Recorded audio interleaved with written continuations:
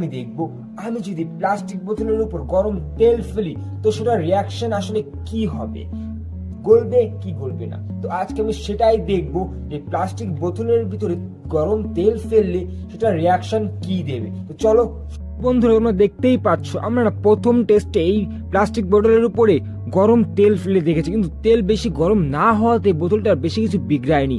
তাই জন্য আমি আবারও ওর থেকে বেশি গরম তেল করে এনে দেখতে পাচ্ছি তেলের উপর ধোঁয়া উঠছে। এবার তেলটা আমি না বোতলের উপর ফেললাম, তাও প্লাস্টিক এলো এই প্লাস্টিক বোতলটা কিছু বিগড়াতে পারলো না।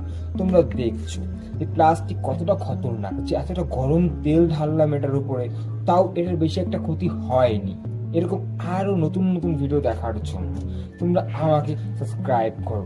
আর তোমরা যদি কোনো এক্সপেরিমেন্ট করাতে চাও আমাকে দিয়ে, তাও তোমরা কমেন্টে জানাতে পারো।